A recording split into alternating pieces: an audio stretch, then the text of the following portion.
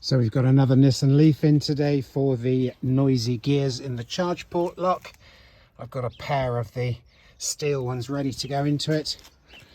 Charging port flap is already unlocked, as is the bonnet. So I'll show you how we get to everything. The actual changing of the cogs I've got on separate separate videos.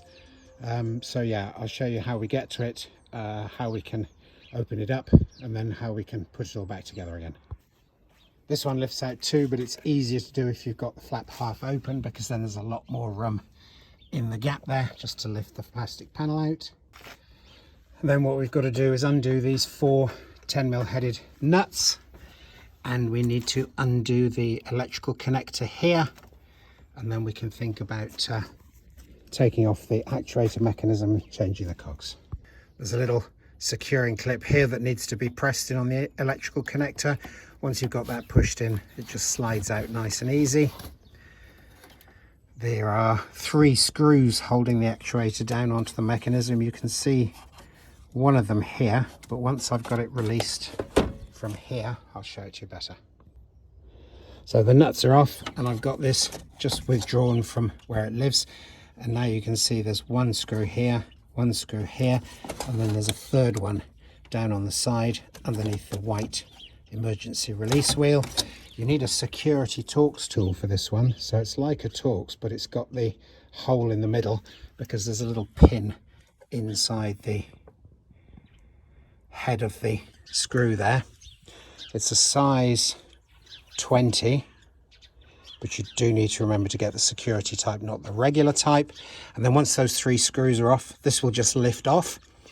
You can open it up with a hot air gun, as I've shown in a different video. I'll try and remember to link it to this one.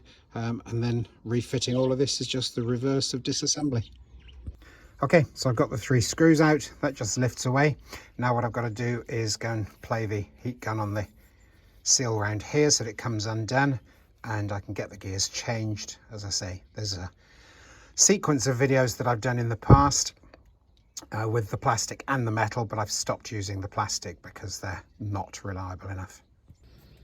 So I've got the gears inside changed. I've used the hand wheel to pull the locking spike out because it makes it much easier to align the spike when it's out on the hole that's in there. The thing you have to watch out for, of course, is when you're putting it back together, that you don't drop any of the retaining bolts, because they will go down inside the under tray, and generally that means jacking the car up and scrabbling around on your back, or if you're too old like me to do that, it means sticking it on the ramp, and my ramp is fully booked for the next 2 or 3 months, so that's not going to happen. Going to be careful. So 3 screws back in, replug it back in, and then we'll test it quickly, make sure it's all working fine, and I'll show you that too.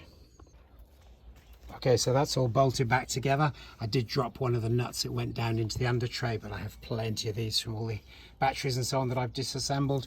So that's all secured back. The electrical plug is reconnected. Now we're just going to test it to make sure it works well. A, with the dashboard release button, and B, with the button on the remote key. Just make sure everything's working properly, and then we can refit the plastic trims.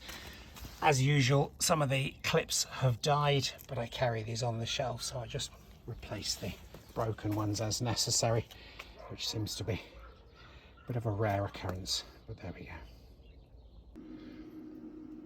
There's the part number for the new bit if you want to scare yourself rigid. It's not cheap. I just thought I'd point out that I now also have these 3 gear sets in stock. Originally it was just those 2.